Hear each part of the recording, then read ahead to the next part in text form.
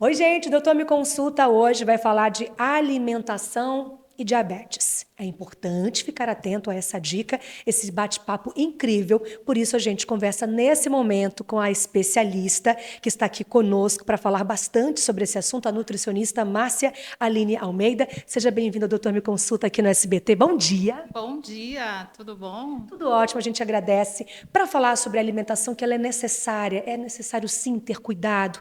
Você de casa, cuida da sua mãezinha, do seu paizinho, ou de você mesma, o autocuidado.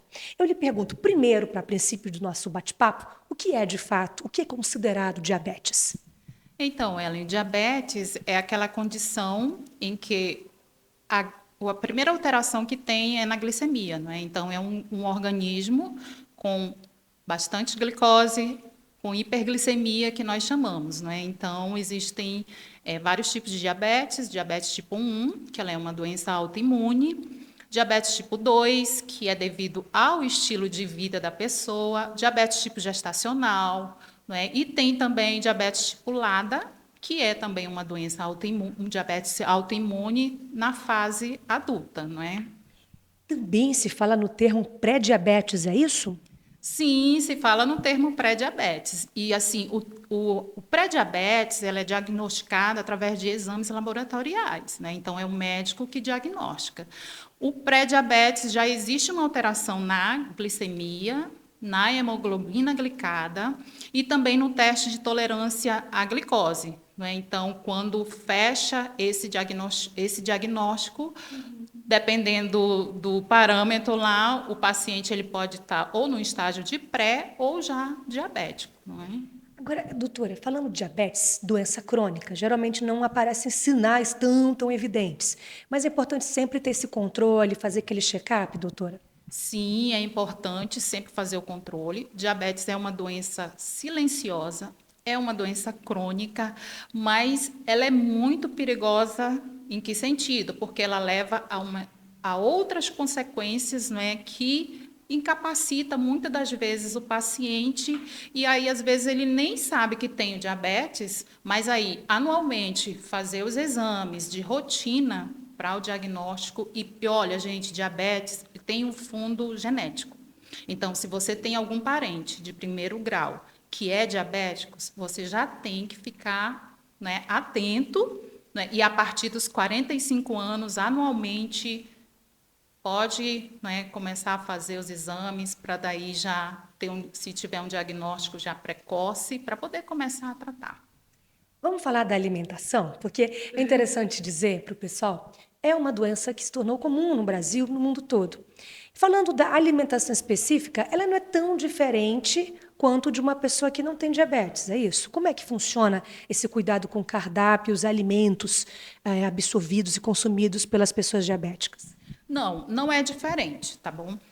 O grande problema é a quantidade, sabe? Então, é por isso que a pessoa portadora de diabetes, ele tem que procurar um profissional para poder quantificar a questão da alimentação. O diabetes, ele pode comer de um tudo, desde que seja, não é, uma quantidade específica para o organismo dele, de acordo com o gasto energético que ele tem diariamente. Tá? Mas é importante evitar o consumo excessivo de bebida adocicada, carboidrato refinado, açúcar embutido, ler o rótulo dos alimentos, né? Os ultraprocessados, que tem muito açúcar ali embutido, então, que causa, sim, aumenta a glicemia, e para quem é portador de diabetes é um problema.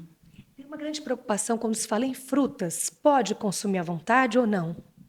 Olha, as frutas, elas são ricas em fibras, né? Então, as pessoas confundem muito que frutose é o açúcar das frutas, mas não é a fruta em si que causa dano, não é? O que causa dano é a frutose contida nas bebidas adocicadas, que é basicamente um tipo de açúcar derivado da cana-de-açúcar, derivado do amido do milho. Então, isso sim é frutose e é isso que causa alteração na glicemia, mas as frutas em si não, muito pelo contrário, as frutas são ricas em fibras, vitaminas, minerais, então pode ser consumida sim. Quais alimentos que a senhora sugere aqui para o pessoal de casa que devem consumir mesmo, tanto de frutas, no almoço, no café? O que é recomendado para a pessoa diabética? Olha, os alimentos, basicamente, o que se deve respeitar hoje na nutrição é o hábito alimentar do paciente, mas desde que seja um alimento, frutas, vegetais, legumes, o mais natural possível. Ah, tem vários pacientes que chegam aqui comigo e perguntam, doutora, mas o meu pão? Claro que pode, por que não? Não é? Então, assim,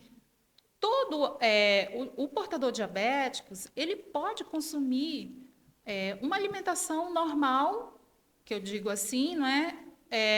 Que toda a família consome. A questão é a quantidade. Então, o feijão, o arroz, a salada, os legumes, sempre uma fruta, ovos, não é? Então, o alimento mais natural possível, alimento da região, preferir esses alimentos. E quem não faz esse controle, esse cuidado, quais as consequências de não controlar a diabetes?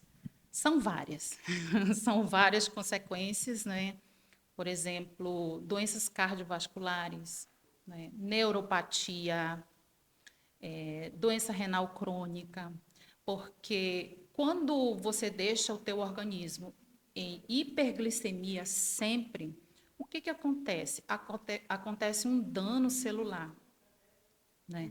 E demência, por que que hoje demência está muito ligada a pessoas, assim, grande parte das pessoas portadoras de diabetes tem demência. Isso quem não controla, porque os nossos neurônios, eles têm alta afinidade por glicose. Nosso cérebro consome 20% da nossa energia de glicose diária, o nosso cérebro consome. Então, se você tem sempre um estado ali hiperglicêmico vai causar dano aos teus neurônios. Então, isso aí está muito ligado à demência. Por que que existe o que nós chamamos de cegueira no diabetes? Porque a nossa retina é uma cortina de pequenos neurônios. E como os nossos neurônios têm alta afinidade por glicose, ali vai causando dano. E no final, é a morte mesmo da célula. Neuropatia diabética, por que que existe, por exemplo, o diabético, quando ele tem uma cicatriz, é de difícil cicatrizar? Por conta disso. Porque os nossos nervos periféricos têm alta afinidade por glicose. E aí, então, ali os receptores de glicose não conseguem mais, porque é assim, né, recebe glicose na célula, gera energia, entendeu? Então, isso, ao longo do tempo, a nefropatia diabética ao longo do tempo, os rins começam o quê? A absorver glicose. Isso afeta o quê? A taxa de infiltração glomerular. Aí vem a doença renal devido ao diabéticos. Não é? Então, isso são, assim, das causas, né, de diabetes. E aí, às vezes, o paciente, não, vou deixar para lá, porque diabetes é uma doença silenciosa. Né? Silenciosa, mas ela é uma doença crônica. Se não tratada, ela vai causar isso, sim, mais tarde. Doutora, essa doença crônica tem possibilidades de cura? Olha, é assim, no caso autoimune, não, porque ali o paciente ele vai ter que fazer uso de insulina diariamente. Diabetes tipo 2, não é? Quando ela é diagnosticada, o tratamento, sim, além da alimentação, atividade física, mudança de estilo de vida, o tratamento medicamentoso também consegue, sim, reverter, tá? Para finalizar aqui, doutor, nosso bate-papo, passou voando o tempo aqui, que legal. Quais as dicas que você deixa aqui para os nossos telespectadores quanto ao cuidado com a alimentação, até mesmo prática de algumas atividades físicas, para se cuidar, né? Porque como a senhora citou aí, relatou diabetes, se não cuidar, gera uma série de danos para a saúde, muitas consequências. Então, quais os recados, as mensagens que a senhora deixa aqui para a gente? Olha, Ellen, na questão da alimentação, a alimentação o mais natural possível, evitar bebidas adocicadas, o consumo de álcool excessivamente, não é? Então, atividade física, eu sempre digo, a atividade física ela é remédio para um paciente portador de diabetes, porque a atividade física ela facilita a entrada da glicose no nosso tecido muscular e no tecido adiposo, sem necessitar da insulina, porque a insulina que é um facilitador de entrada de glicose na nossa célula, e a atividade física faz isso sem a insulina. Então, eu sempre digo, diabetes, quem é portador de diabetes, a atividade física é remédio, é essencial. E aí, se o paciente é idoso, uma caminhada de 40 minutos, 30, 40 minutos, todos os dias, né? Se já for uma pessoa mais jovem, se puder fazer alguma outra atividade aeróbica, musculação, enfim, que seja uma atividade física que seja prazeroso, né? Que a pessoa comece a tomar gosto. Ah, mas eu não gosto, mas vai fazendo devagar, que é remédio. Com certeza, vai se apaixonar, sem dúvida. Márcia, super obrigada. Até a próxima aqui com a gente, tá bom? Obrigada, viu? Eu que agradeço vocês, tá? Tchau, tchau.